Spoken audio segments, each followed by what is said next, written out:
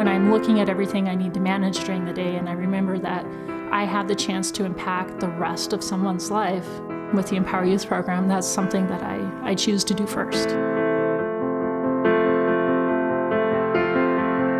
I'm Merlin Namath. I live in Golden, Colorado. As donors, we've been involved with I Empathize since the very beginning. My wife is a teacher, and she's used the Empower Youth program the last 2 years. And she comes home and talks about just, the different kids who have come up to her and said how it made a difference in their lives.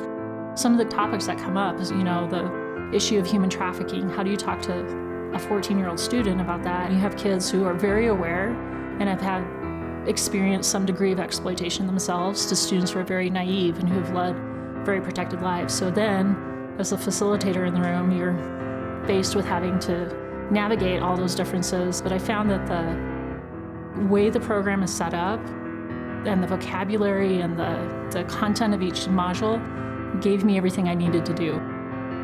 What do you do when you recognize that somebody needs empathy from you and you kind of have an idea of what to do, but they don't want to receive it? Do I try to push and I don't want to make you feel bad? Or make you or feel do I uncomfortable? step back but I don't want you to do something hurt? Yeah.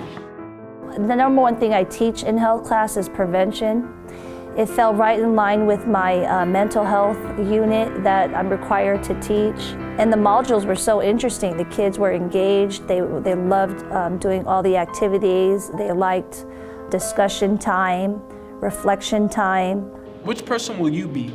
The person who chooses to walk by, or the person who says, I empathize? When the kids hear the people in the videos speak, they're given the language and the context, so there's some very concrete examples for us to talk about. We don't have to talk about all the what-ifs. You learn red flags of someone who may be mistreating you or using you. I've certainly sometimes felt where I'm totally alone and no one will understand, but it's not that way, because there's a lot of people that have gone through the same situation. I really took a good look at my friends and thought about it really, really hard, and just kind of thought about the actions that they take and how it would affect me.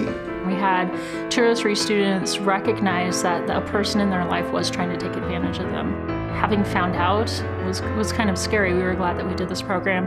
My goal is I would like the students to be fully aware of this huge problem, and that they know what they can do if something is happening. I've struggled with identifying people to trust and go to when I do need help. So that was really big for me.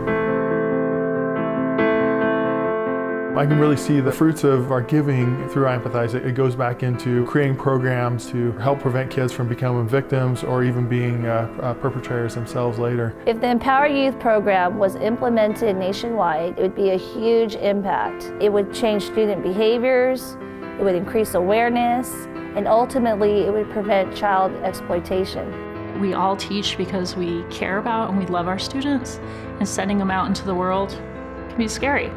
And this is really a way that we can equip them and protect them when we can't be with them.